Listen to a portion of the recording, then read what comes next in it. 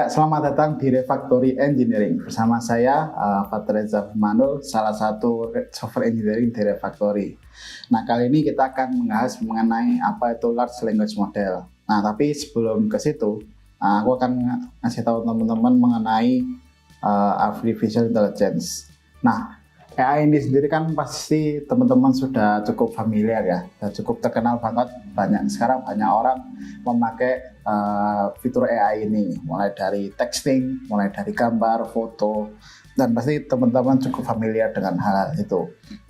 Kalau sehari-hari sendiri kan sudah lihat ya, kalau teks itu biasanya ChatGPT, terus habis itu ada OpenAI dan macam-macam, ada juga dari Claude kalau teman-teman cukup familiar dengan AI ngoding dan berbagai macam. Kalau kayak di konten-konten kan sekarang pada suka bikin konten video gitu kan pakai AI, dan itu ya memang cukup berbahaya sebenarnya. Terus juga ada ya konten TikTok yang biasanya diubah memakai AI, atau konten Instagram yang ya udah sering lah dipakai di mana-mana. Nah, tapi sebenarnya mereka itu cara kerjanya seperti apa sih? Terutama untuk yang bagian teks, yang ChatGPT, yang Claude, dan yang lama seperti itu yang sering sudah dipakai oleh kayak umum, bahkan orang-orang di kuliah, di sekolah itu sudah cukup pakai. Nah, sekarang AI itu sebenarnya adalah komputer yang sebenarnya kita ajarkan agar dia bisa melakukan hal-hal yang sering manusia gunakan. Nah, seperti manusia lakukan, seperti manusia apa yang lakukan sehari-hari seperti itu. Nah, jadi sebenarnya kita latih biar komputer itu mempunyai sikap yang sama atau hampir mirip dengan manusia. Nah, AI itu sebenarnya bisa dibagi berbagai macam. Di sini AI itu bisa dibagi menjadi ada machine learning di dalamnya, yaitu dimana kita istilahnya mengajari komputer ini untuk belajar sebuah hal lebih spesifik. Kalau machine learning, jadi dan itu secara berulang dengan pola yang mungkin kurang lebih cukup sama. Jadi walaupun sebenarnya komputer itu ya belajar sendiri, tapi kita tetap harus ngasih pelajaran istilahnya kan kepada komputer agar dia bisa belajar. Jadi persis sama kayak kalau mungkin teman punya adik atau punya mungkin anak gitu ya, kalau udah berorang tua itu kita ajari sebuah buku, terus dia kan kayak baca berhalaman-halaman gitu ya. Nah, itu AI itu sebenarnya hampir kayak gitu, mirip, tapi bedanya cuma kalau AI ya kita ngajari komputer dengan ya cara komputer seperti itu. Nah, di dalam machine learning ini di mana kita bisa ngasih arahan kepada komputer tanpa harus dipaksa, itu ada yang lebih luas lagi, yang lebih spesifik lagi, itu mengenai deep learning. Nah, kalau deep learning di sini dia lebih dilatih untuk biar bisa benar-benar mengimitasi otak manusia. Dan deep learning ini biasanya dia datanya lebih besar dan lebih random bahkan, karena di sini kan kita mau membuat manusia istilahnya kan, membuat manusia tapi melalui robot. Nah, tetapi karena manusia itu ya otaknya cukup kuat ya, cukup powerful, tentu memang nggak bisa se-powerful apa yang bisa dilakukan manusia. Tetapi kita pasti berusaha untuk mengasih tahu dia agar bisa biar bisa beraktivitas seperti manusia seperti itu. Nah, di sini biasanya kalau terutama kalau LLM sendiri itu ya, LLM itu sudah dia itu sebenarnya part of deep learning, yang tadi aku bilang, yang dia itu tidak terlalu spesifik yang apa kita ajari, jadi lebih random. Tetapi karena di sini large language model, maka datanya jauh lebih besar dari yang biasanya. Nah, jadi untuk konteks biasanya kalau machine learning dan semacamnya itu biasanya datanya hanya kayak ratusan sampai jutaan saja, jadi nggak sampai sangat banyak banget. Nah, kalau large language model ini itu jauh lebih besar dari yang biasanya dilakukan oleh para pembuat AI sebelumnya gitu kan. Sebenarnya kan AI sudah lama dibuat, dan large language model itu taking to the next level lah istilahnya, udah lebih besar datanya dan lebih banyak data yang dipakai. Nah, pasti teman-teman sudah familiar dengan large language model yang sekarang dipakai umum ya. OpenAI, ada lama, terus Gemini juga itu dari Google, dan juga GitHub Copilot.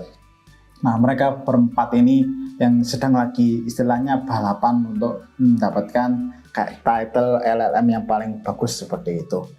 Dan cuma keempat ini pasti teman-teman penasaran kan gimana sih sebenarnya cara kerja LLM ini, large language model ini, dia bekerjanya seperti apa.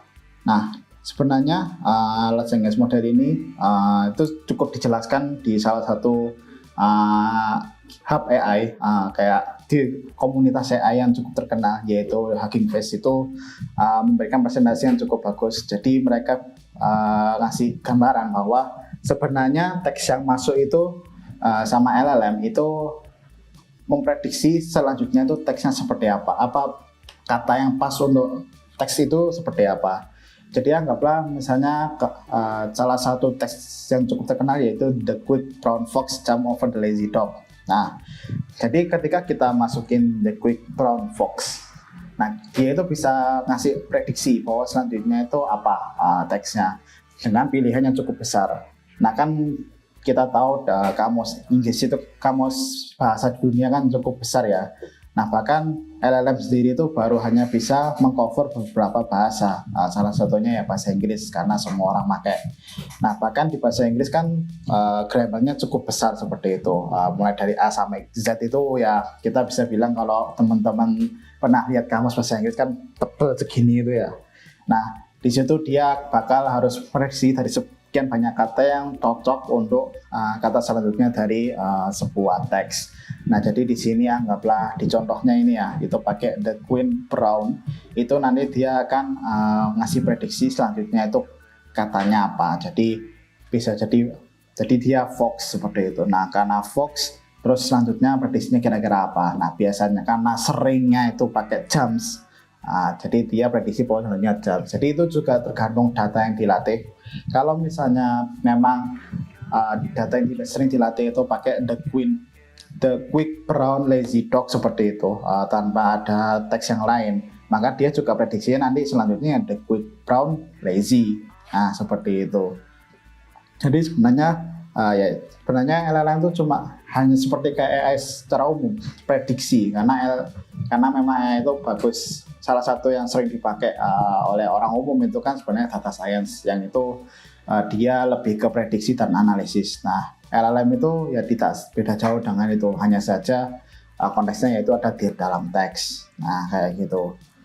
Nah untuk cara makainya gimana sih untuk LLM ini? Jadi LLM ini pemakaiannya, kalau untuk hanya pemakaiannya itu sebenarnya nggak terlalu ribet. Pertama dengan salah satu library yang dipakai Hugging Face itu adalah transformer. Jadi kita hanya perlu ngasih tahu model yang mau kita pakai itu apa. Jadi AI itu dia untuk menyimpan otaknya itu menggunakan sebuah model namanya. Dan untuk membuka model ini itu perlu ada kuncinya. Istilahnya kayak kalau buku itu kan biasanya dalam berbagai bahasa kan. Nah karena bahasanya komputer sedikit beda, maka kita perlu ada semacam kamusnya. Nah di sini dia itu disebut dengan tokenizer. Jadi kayak kamusnya untuk buku yang mau kita pakai seperti itu.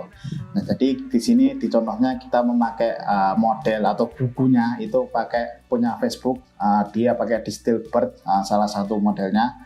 Dan untuk kamus bahasanya itu pakai Distilbert juga sama. Biasanya mirip. Kadang ada juga di mana dia modelnya itu Distilbert tapi kamus atau tokenizernya itu bisa beda seperti itu. Nah terus di sini karena kita pakai untuk conversation, maka kita juga menggunakan conversational.